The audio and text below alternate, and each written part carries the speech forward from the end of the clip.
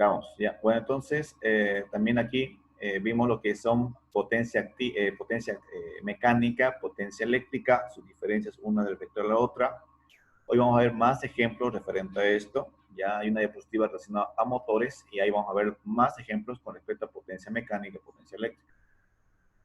También vimos el tema de velocidad y deslizamiento con respecto al motor, ¿no? Que ahí en este caso referimos a los 120 por la frecuencia, por la cantidad de polos, ¿no? Más que todo en sí, dos polos. ¿Por qué dos polos? Porque tengo un norte y un sur. Para que un motor pueda girar sin inconvenientes, más que todo que es trifásico, tendría que tener dos polos, ¿no?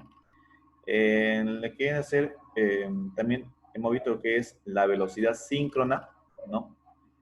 Y el deslizamiento. Otra opción también es que lo que hemos visto, aparte de lo eso, vimos características de lo que es el rozamiento, ¿no? Velocidad de rozamiento del motor. En este caso, NR era velocidad de rotor, perdón, velocidad de rotor del motor, y S que era el deslizamiento del motor, ¿no?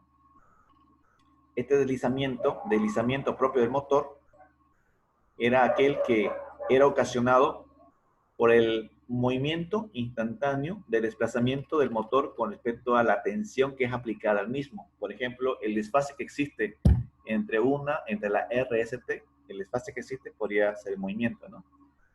Y vector de potencia, ¿no? Bueno, ahorita vamos a ver un ejemplo más referente a esto. Voy a compartir esto.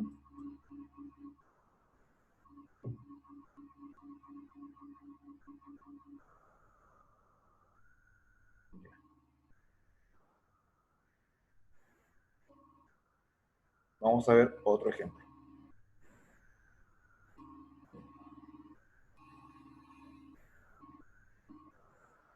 Bueno, aquí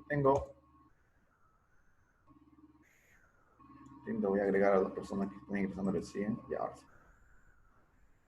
Bueno, aquí tengo una carga, un ejemplo más, ¿ya? Vamos a hacer este ejemplito y considerando también el rendimiento. Aquí tengo, por ejemplo, un enunciado de una carga de un motor de 10 CV, ¿no? 10 caballos vapor, con un rendimiento del 81.4%, o deducción de esta forma, un factor de potencia de 0.87 en general. Este es mi dato, estos son mis datos en general. Bien, entonces, ¿qué debo hacer para empezar? Primero, como es calcular, en sí lo que quiero encontrar es el ángulo, corregir el factor de potencia, ¿no? Vamos a ver también el ángulo en forma polar y también cómo se representaría en forma binómica. Ya tengo que también tener esto de referencia porque hay datos que se representan así. Ya. Entonces, sabemos que el motor, al ser una potencia inductiva, ¿no? Sabemos que está retrasada, o sea, estaría adelantada el voltaje y retrasada la corriente. Quiere decir que la corriente va a estar con un símbolo negativo. ¿Ya? Bien. Entonces, primero que hago, voy a encontrar, en este caso, el ángulo de desfase que existe entre el voltaje y la corriente. Aquí tengo un desfase. El desfase es al coseno, sabemos que para encontrar el ángulo es al coseno 0.87, sería 29.54 grados. Esto en retraso quiere decir que va a ser negativo, está en retrasado. O sea, este sería para la corriente, ¿no? Sigo. Una vez que encuentro ese valor, más grande, así, vamos, mejor. Tengo lo que es, quiero encontrar la potencia útil, ¿ya? Una potencia útil del motor. Y sabemos que la potencia útil, ¿a qué nos referimos con potencia útil? ¿Qué me dice? ¿Qué sería la potencia útil? Ya lo hemos hecho. Aprovecha el movimiento. ¿Perdón? ¿Otra vez? La que el motor aprovecha para su operación. ¿No? Muy bien, excelente, excelente. La potencia eléctrica, excelente. Ya, entonces es la potencia útil, la potencia eléctrica, como ven, ¿no? Entonces sería 10 CV por el CV, lógicamente, que van a convertirlo a potencia, a watts, ¿no? A watts. Por eso está esta operación que se hace, expresarla en vatios o watts, sería 7.360 watts o 7.3 kilowatts, ¿no? Bien, entonces encontramos la potencia absorbida, o sea, potencia activa absorbida del motor, que sería, en este caso, la potencia P1, que sería la potencia absorbida, sería la parte mecánica, ¿no? La parte mecánica, la que va a absorber, porque sabemos que la útil es la eléctrica, ¿no? Haciendo ese reemplazo, mi potencia útil, o sea, mi potencia activa absorbida, perdón, potencia útil absorbida sería 9.042 watts. Ahora, aplicando lo que es el triángulo de potencias en el caso de representación, bueno, después se los paso a la diapositiva para que lo vuelvan a analizar los ejercicios, ya, así que no tengan pena de eso. Si alguien no entiende alguna parte, me avisa, por favor. Aquí que encuentro con la Q, la potencia reactiva de esta instalación, ¿no? Yo tengo más que todo de la potencia absorbida, o sea, potencia activa absorbida, diciendo acá. Entonces yo tengo la potencia absorbida por la tangente del ángulo, tendría una potencia reactiva de 5.124. Prácticamente ya esta fórmula, ya se les pasó también un formulario completo con el electrosistema, ¿ya? Encuentro que la aparente total, ¿no? La aparente, ya tengo la potencia, sé cuánto es, 9.042 de la potencia absorbida por 5.124 de la potencia reactiva que hemos encontrado del motor, ¿no? del motor que es de la potencia absorbida en este caso. La aparente sería 10.393 volt-ampere. Ahora, el valor eficaz, esta parte interesante. Quiere decir que el valor BRMS, ¿no es así? Estamos hablando del valor BRMS, a eso se refiere. Entonces, la fórmula que ya conocemos en trifásica, como es un motor trifásico, aplicamos la regla potencia raíz de 3, voltaje de línea, corriente de línea. ¿Qué me puede decir cuál es la diferencia entre corriente de línea y corriente de fase? ¿Qué me puede decir? ¿Cuál es la diferencia entre estos dos?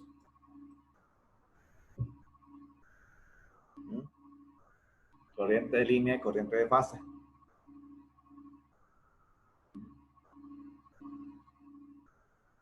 ¿Se acuerdan?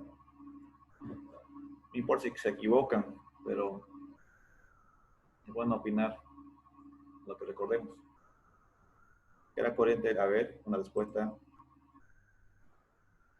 Es de una sola, una de las fases. Ya, va por ahí, digamos. Ya, la línea es una sola ya. Bien, por ejemplo, la corriente de línea. Si tengo aquí el R, S, P, la corriente de línea se refiere a la corriente general, ¿ya? A la corriente general de línea. La corriente de fase ya es de forma independiente, una con respecto a otra. Esa es la corriente de fase, no sé si me voy a entender. Ya, estas son las corrientes de fase de cada una. Entonces, un ejemplo es decir, si yo voy a comprar una instalación para un cableado, ya, el motor me dice, por decirles, 10 kilowatts de potencia. Yo hago mis cálculos, no quiere decir que voy a comprar, digamos, 10 kilowatts. Digamos que ese motor que tengo para instalar es 10 kilowatts. ¿Ya? Y tengo que el amperaje aquí, supongo que va a ser 25 amperes. Bueno, y yo tengo que comprar un conductor eléctrico. Entonces, yo no voy a usar las bobinas. Esta es corriente general, corriente nominal del motor, o sea, general. ¿Ya? Quiere decir que, como decir, corriente de línea de las tres. Entonces, no significa que esto va a usar una sola. No quiere decir que aquí van a ser 25 amperes, 25 amperes. No, está mal, no va a ser así. Tiene que las tres se van a distribuir estas 25. Entonces, ¿cómo hacíamos nosotros cuando aplicamos la tensión? ¿Se acuerdan? Como apoyamos nosotros, queremos apoyar de 400 voltios. Y yo quería saber qué tensión era monofásica, ¿se acuerdan? Muy bien, estimado, muy bien, Lisandro. Voy a colocar mi lista. Está bueno, están activos, ¿ya? Entonces, con Lisandro, voy anotando quiénes activan y quiénes están atentos. Ya, uno es Lisandro, hace rato quién más respondió, me olvidé hace rato anotar. Está bien su participación, así nos movemos todos. Ah, excelente, ya se adelantó ya. Juan Carlos y Javier Céspedes, está bueno. Juan Carlos y Javier Céspedes, ya. Listo, vamos a continuar entonces. A ver, muy bien. Bien, sigamos. Por ejemplo, ahora aquí sería raíz de 3, ¿no? Señores, y bien, su resultado ya me dictó aquí el compañero, que sería 14.4. Excelente. Entonces, tendré que buscar un conductor de esa capacidad, ¿no? Uno de 20 amperes, no de 25, uno de 20. ¿No? Entonces, esa es la diferencia entre saber a qué refiere corriente de línea, corriente de fase. Entonces, hay que tener mucho cuidado con esos detalles, ¿ya? Bueno, ahora volvamos al tema. Ya volvamos aquí. Entonces, yo tengo una corriente de línea general, obviamente, potencia, despejo mi fórmula porque yo quiero tener corriente. Tengo mi potencia, ¿no? Mi potencia absorbida general, y tendría una corriente de 15 amperes. Bueno, hasta ahí vamos bien. Ahora me dice acá, se deduce que la corriente de línea de fase, estamos hablando de fase. Entonces, voy a expresar quiero expresarla de esta forma, ¿ya? Corriente de línea y fase. Dijimos que el negativo era porque estaba retrasada. La corriente está retrasada. Como está retrasada, es negativo. ¿Ya? Quiere decir que yo dibujo un ángulo en la línea, mi voltaje va a estar adelantado, en este caso, mi corriente va a empezar por aquí. Bueno, por aquí 30 grados antes. ¿Sí? Ahí. Y el voltaje va a empezar por aquí. Lógicamente que va a ser la misma secuencia, ¿no? De trabajar, pero va a estar siempre con una separación de esos 29 grados. ¿Ya? O 29 grados. Uno es voltaje y otro es corriente. ¿Ya? Pero aquí está retrasado, negativo. Bien, ahora alguien mira, ¿y estos numeritos qué son? Esta es la forma que tengo aquí, se llama forma polar. Ya, forma polar se llama esto, el que estoy dibujando aquí. Entonces, la forma polar, yo quiero representarlo en forma binómica. Aquí, en este caso, distinto ya.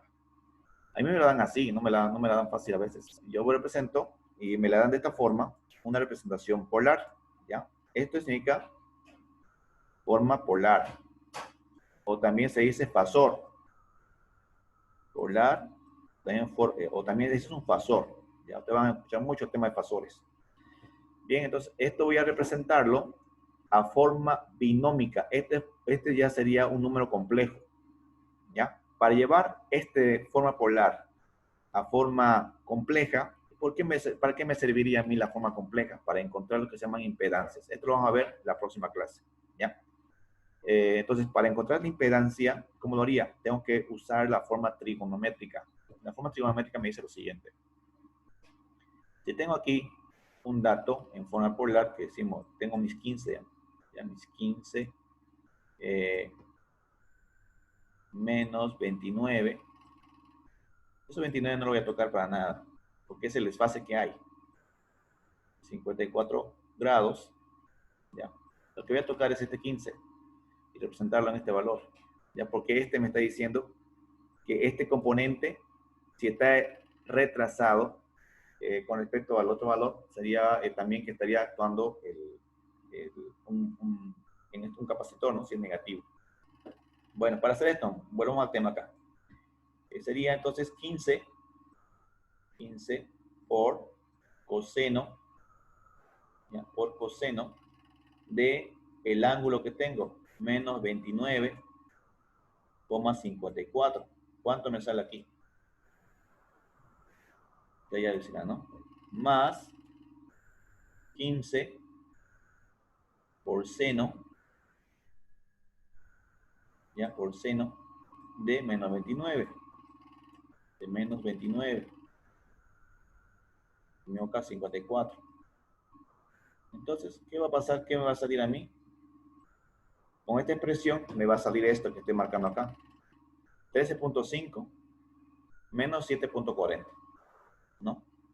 Sabemos que menos por más da menos. Eso Le va a dar sale. este resultado. Lo comprueban si quieren, comprueben el Ortez con su calculadora. Le va a dar este resultado. ¿Ya? 13.05 menos 7.40. ¿Ya? Bien, hasta aquí entonces voy a ver esta parte. Esto, la próxima clase vamos a ver lo más completo, ya con impedancias. Este es otro tema ya. Ahí vamos a ver circuitos desbalanceados, se llama, circuitos desbalanceados. ¿Por qué? Porque mucho tiene que ver el tipo de la instalación eléctrica que se tiene, más que todo la impedancia en el circuito eléctrico que se tiene. ¿Ya? Pero eso vamos a ver la próxima clase. Vamos a terminar los motores. ¿Ya? ¿Le salió lo mismo? ¿Le salió? ¿Comprobaron? Le sale este valor. ¿Ya? Y para convertir,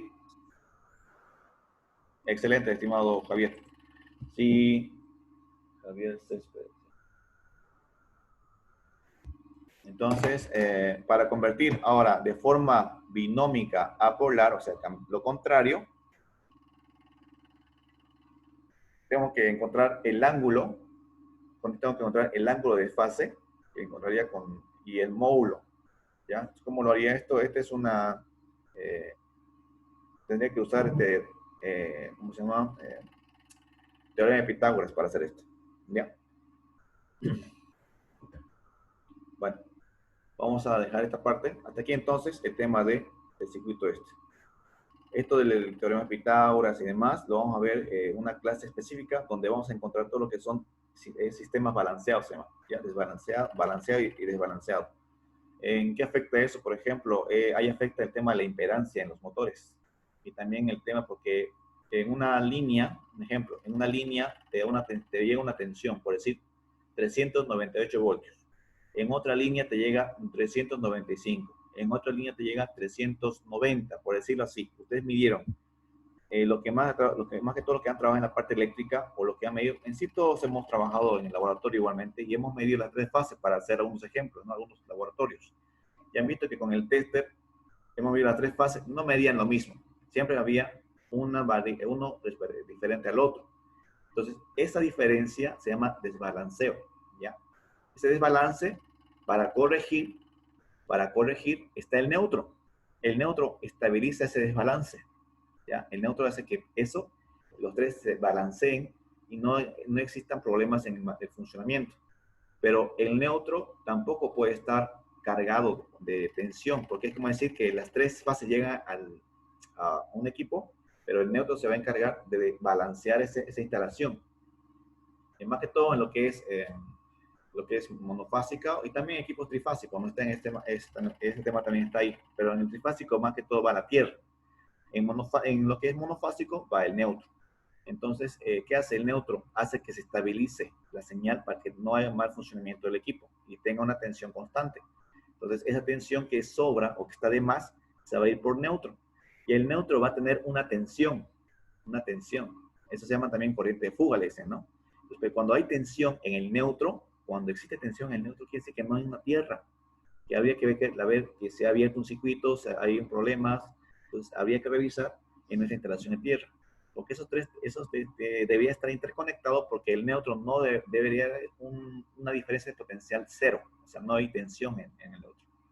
¿Ya? Para que ese cero se mantenga, necesita tierra. Entonces, esa parte del balanceo es más extenso y se vamos a explicar en la próxima clase, ¿ya? Todo lo que es balanceo.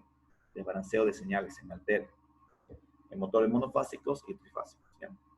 Bueno, vamos a entrar a un tema, bueno, hasta aquí entonces. Hasta aquí voy a darles tareas después de todo esto. Y un poquito de lo que es también esto, forma binómica polar, lo vamos a ver el día mañana. Mañana nos toca un buen tiempo, más de 2 horas. Así que aquí vamos a ver hartísimo frente a números complejos que aplican en lo que es instalaciones eléctricas y demás, forma polar, binómica, etc. Bueno. Bien, sí, ahora vamos a continuar con el siguiente parte, continuando antes de que nos pise el tiempo. Aquí está. Motores. Ya. Los motores, señores, motores. Ya. Motores eléctricos en la pared industrial. Bueno. Bien. ¿Cuándo no hemos trabajado con un motor, no? En laboratorio, en el trabajo, o siempre hemos venido que un motor interviene en múltiples aplicaciones. ¿no? Multiplicaciones. El de preferencia, el motor de jaula de ardilla, ¿no? Entonces, los motores eléctricos son máquinas eléctricas rotatorias que transforman la energía eléctrica en energía mecánica. Y de ahí proviene lo que veníamos diciendo hace rato, energía útil y energía mecánica, ¿no? O sea, o si no, en otras palabras, el rendimiento es igual a la potencia. ¿Qué? ¿Qué potencia?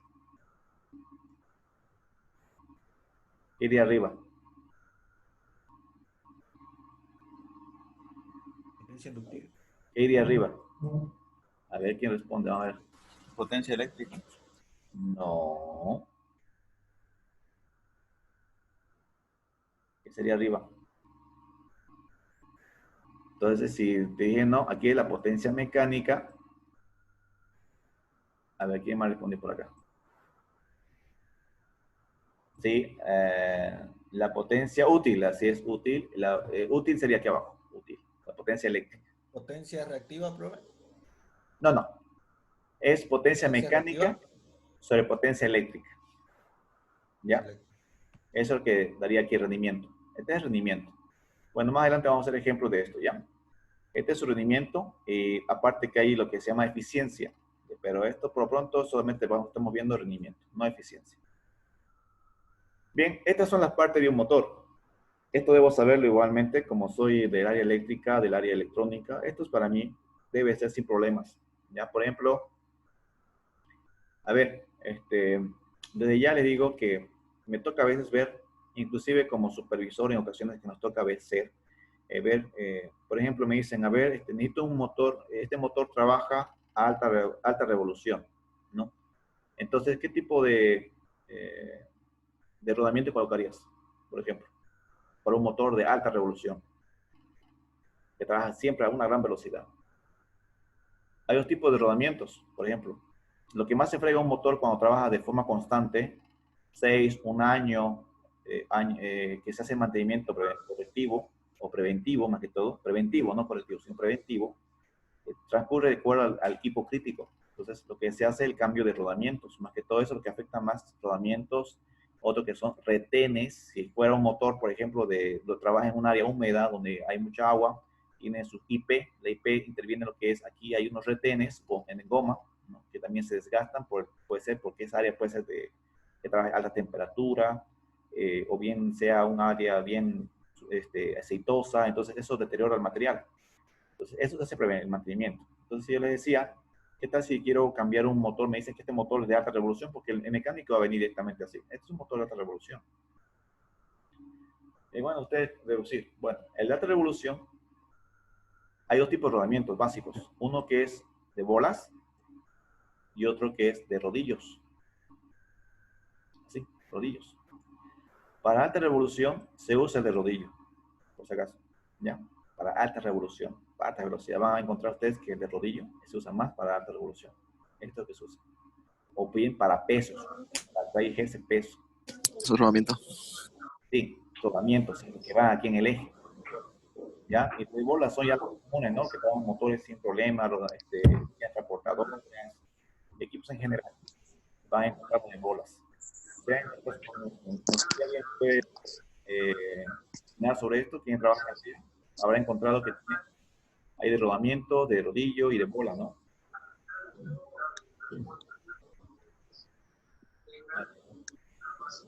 Bien. Ya. Fuera de esto, tenemos también algo importante que es el ventilador, ¿no? Este es su autorrefrigerante, es su propio, que permite refrigerar el motor. Eso nos queda claro. Sin esta aspa, este motor no va a trabajar. ¿Qué va a pasar? Se va a recalentar rápido. Es como un cooler para un microprocesador en la computadora. Se calienta, porque este motor se eleva su corriente y el disyuntor térmico que lo protege va a saltar a cada rato. Entonces es importante tener una aspa para que se autoventile, ¿no? Y aparte de eso, tengo una placa de características, que esto me indica cómo ese motor va a trabajar, cuánto va a consumir, qué frecuencia y demás, ¿no? Entonces esa sería una diferencia. Independientemente de eso, tengo lo que es la placa de bornes, ¿no? Aquí yo puedo ver el tipo de configuración al motor que le voy a hacer, ya sea estrella, ya sea delta, ya sea que sea una conexión de qué tipo, sea una de 380, ¿no? 480, hay otros que es 460, o más, o superior, más de 600, ¿no? Voltios que se va a consumir en ese motor. Pero va a depender de qué tipo de motor sea, ¿no? De gran dimensión.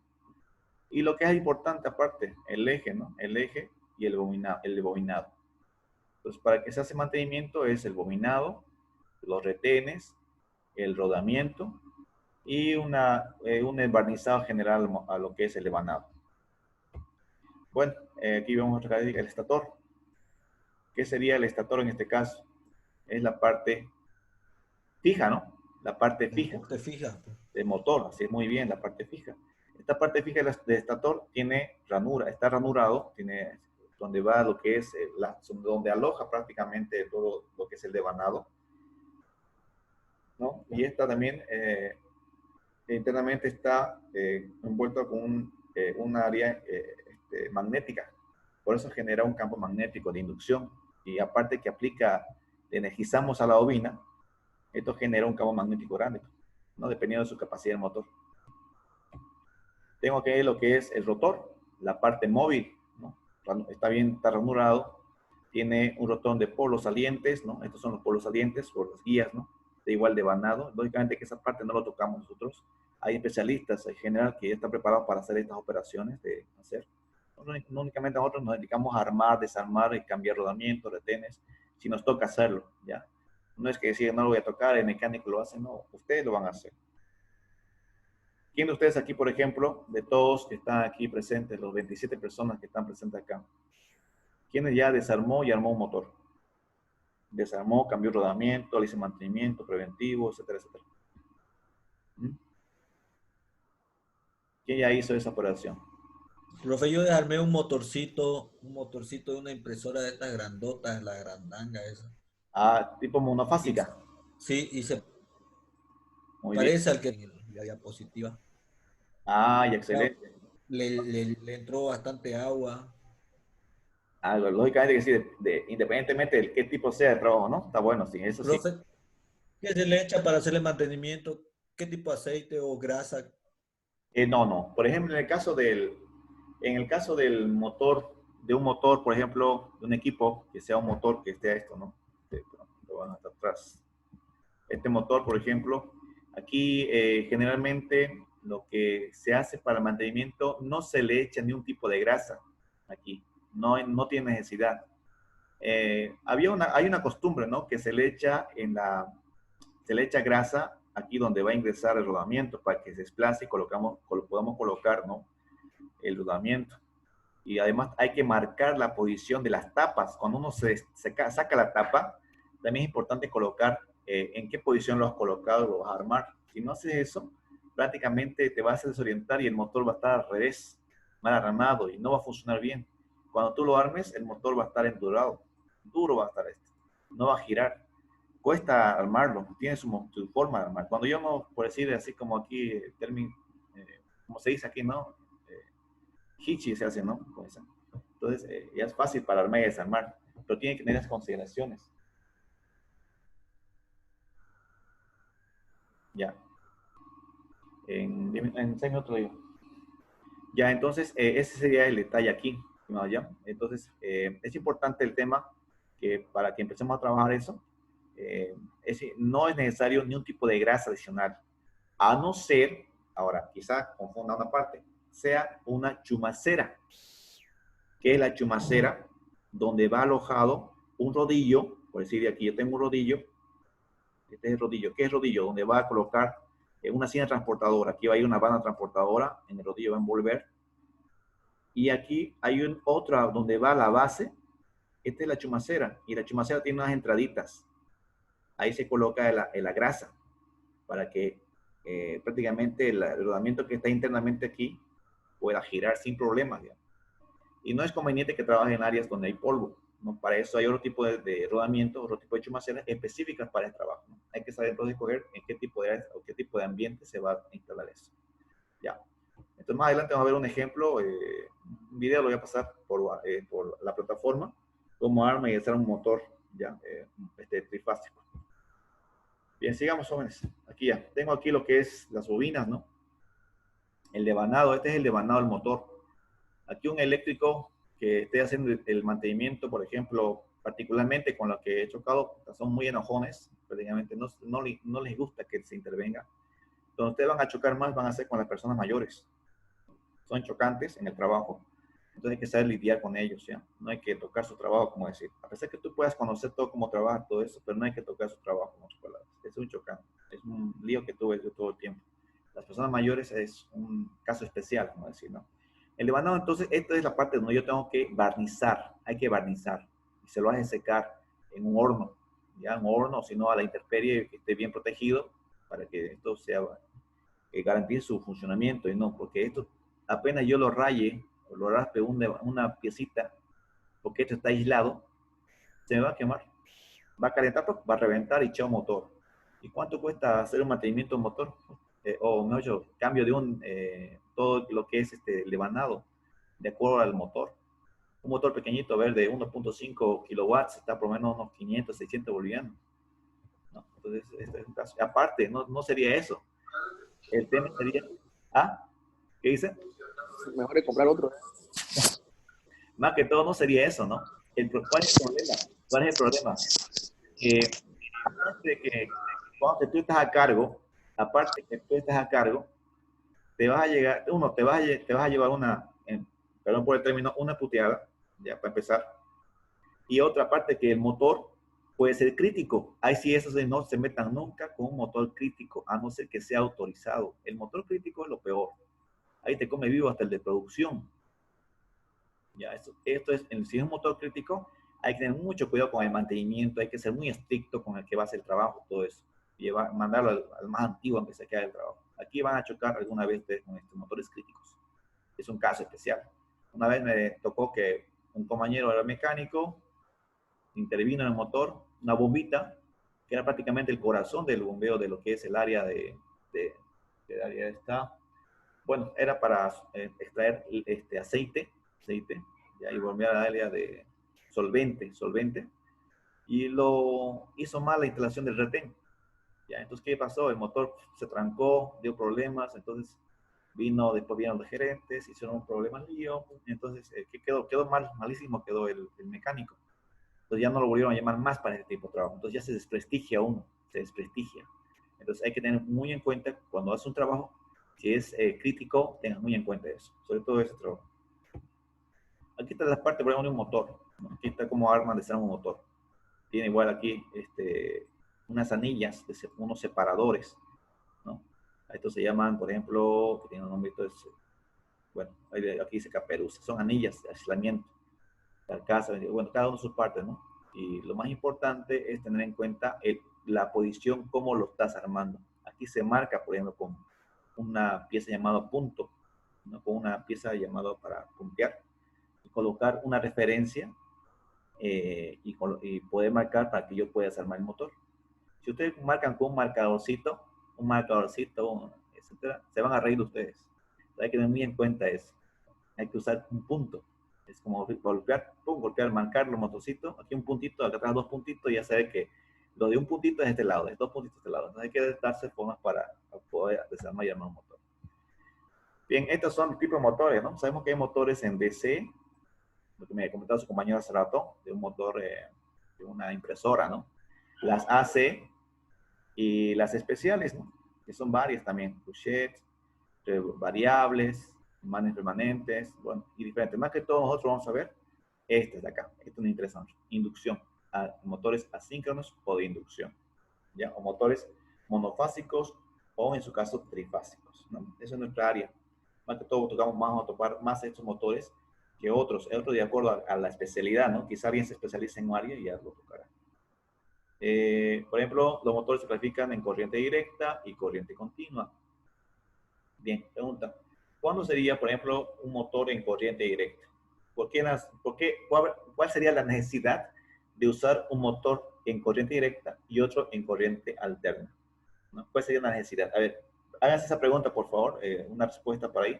Voy a mandarles otro link, por favor, dentro de 5 minutos nos volvemos a encontrar, ¿ya? Les mando el link en 5 minutos, dense un chance, ya que se me va a cortar la conexión, ¿ya? En 5 minutos les mando un link para para continuar. Bueno. Ya, jóvenes, los espero en 5 minutos. Pero ¿cómo no? Ya, se me va a cortar ahorita. Eso. Les doy un espacio de 5 minutos, por favor. Ya, chao, chao. Ahorita entramos. Gracias. Ya, chao.